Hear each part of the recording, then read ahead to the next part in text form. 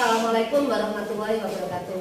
Waalaikumsalam warahmatullahi wabarakatuh. Gimana kabarnya anak-anak hari ini? Baik. Mudah-mudahan kalian diberikan kesehatan, yang sakit bisa diberikan kesembuhan.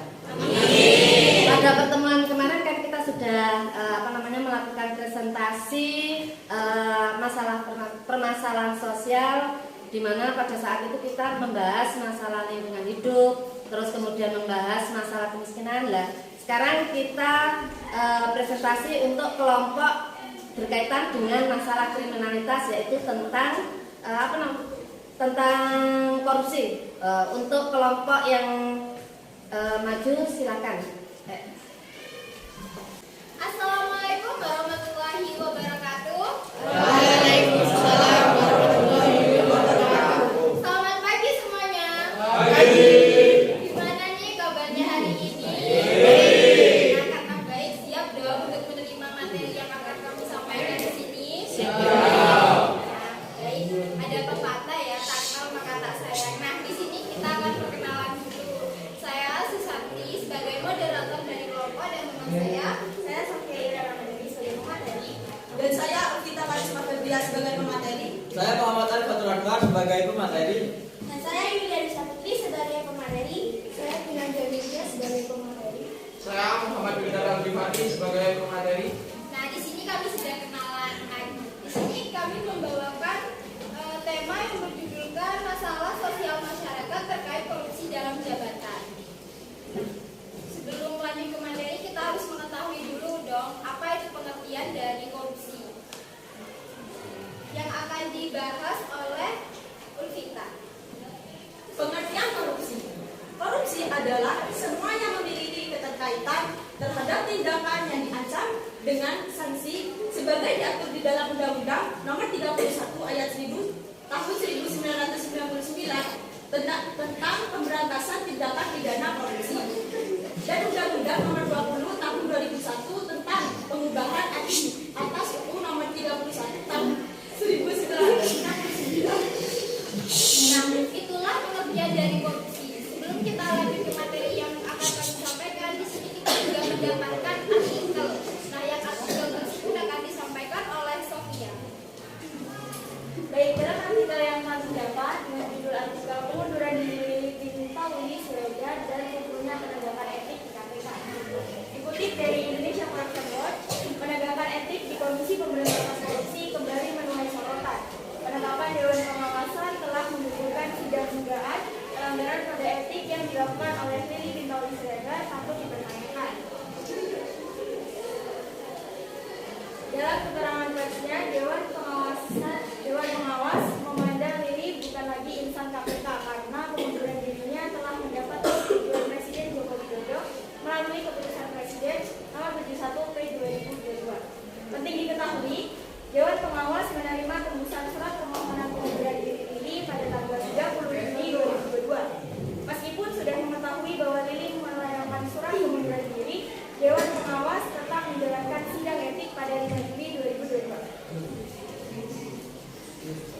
Hal ini menunjukkan bahwa terlepas diri ada atau tidaknya surat pengunduran diri Lili, Dewan Pengawas telah berketetapan menjalankan sidang pada 5 Juni 2022 dan bahkan sudah memanggil yang bersangkutan secara patut pada 1 Juli 2022. Nah, itulah artikel yang kami dapatkan dari media sosial. Dalam artikel tersebut kita juga menemukan penyebab apa terjadinya korupsi tersebut yang akan disampaikan oleh Inanti. Jadi untuk penyebabnya, sebagaimana diketahui, Lili juga menerima tiket dan akomodasi dalam gelaran MotoGP Mandalika dengan total penerimaan sekitar 90 juta dari pihak Pertamina. Dugaan pelanggaran etik yang dilakukan oleh Lili ini setidaknya kian membuka kotak Pandora tentang buruknya etika di pimpinan KPK. Nah, itulah penyebab dari korupsi yang terjadi, dan di sini juga kami mendapatkan tentang bentuk-bentuknya yang akan disampaikan oleh Aldi Fari. Bentuk kriminalitas dari masalah ini termasuk dalam white collar crime karena pelanggaran kriminalitas ini dilakukan oleh orang-orang yang memiliki wewenang cukup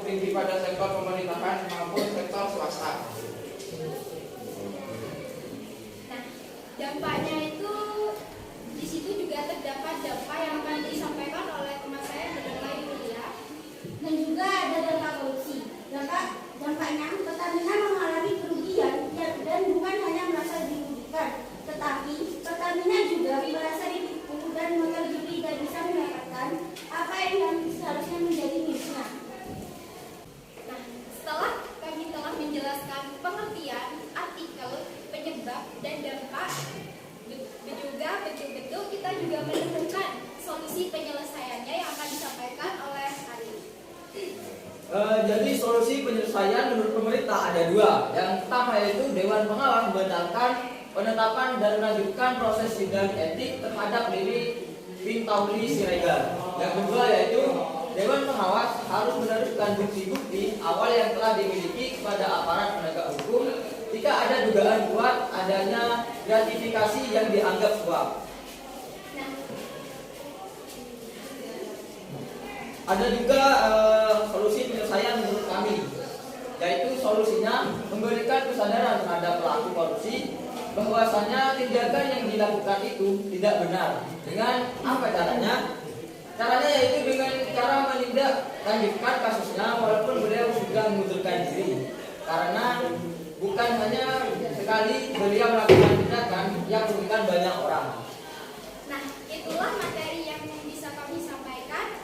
Apabila ada pertanyaan dari teman-teman bisa ditanyakan.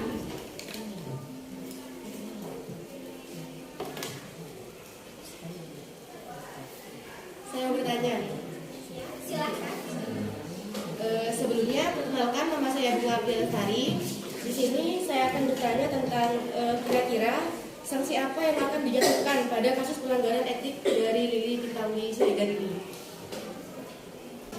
Baik, izinkan saya menjawab. Karena pelanggaran etik yang dilakukan itu Pintauli dikenakan sanksi berat, yaitu pemotongan gaji sebesar 40% selama 1 tahun. Terima kasih. Boleh dilanjut dari pertanyaan yang lain? Silakan. Sebelumnya, perkenalkan nama saya Delinda Baruti dari Aksi 6. Sebelumnya izin bertanya, dari kutipan tadi artikel Lili, katanya mau sidang karena pelanggaran etik yang dilakukannya. Itu sidangnya itu apakah tetap berlanjut atau gimana? Baik, izinkan saya menjawab. Sidang tersebut tidak lagi dilanjutkan karena Lili sudah mengundurkan diri dari anggota KPK. Jadi sidang tersebut sudah ditutup karena beliau sudah mengundurkan diri dan bukan lagi anggota. Terima kasih. Cukup sekian. Baik, setelah kelompok kami menjelaskan semuanya, di sini kita juga memiliki kesimpulan. Jadi kesimpulannya itu dari pelanggaran ini, Dewan Pengawas memandang Lili bukan lagi insan KPK karena pengunduran dirinya telah mendapatkan persetujuan dari Joko Widodo melalui keputusan Presiden atau Kepres nomor 71 P22 2022 akibat proses sidang etik tidak dapat dilanjutkan. Itulah presentasi yang bisa kami sampaikan dan materi yang bisa kami sampaikan.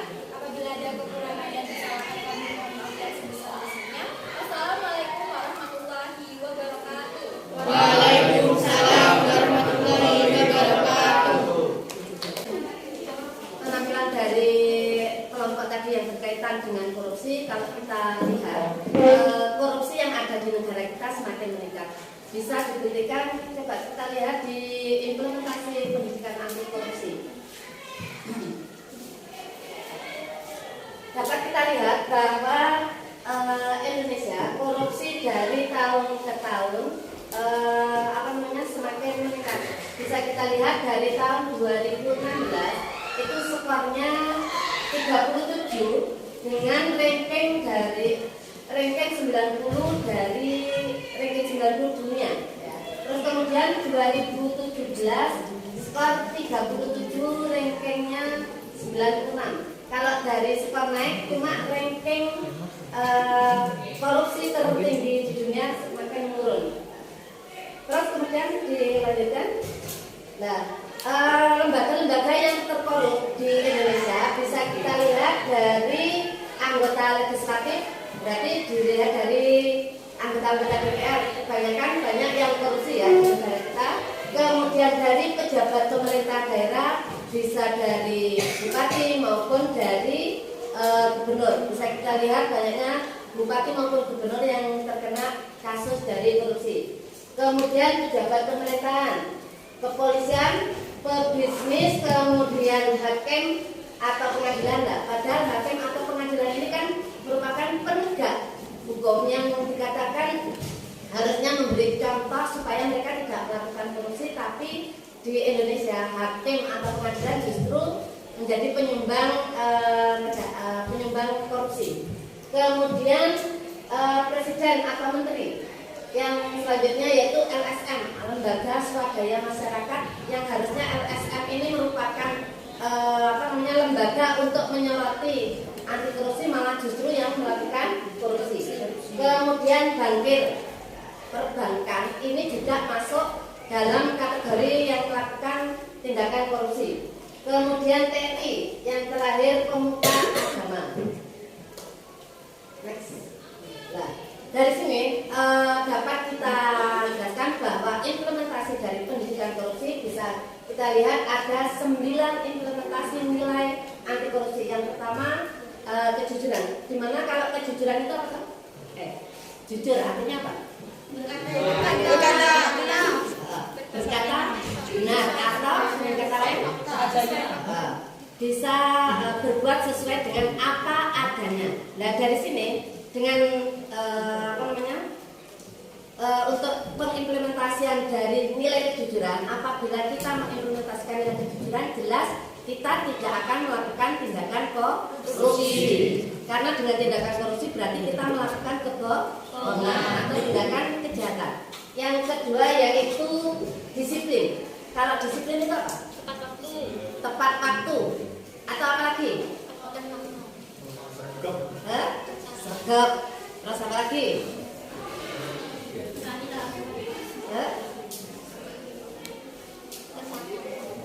Apa? Disiplin.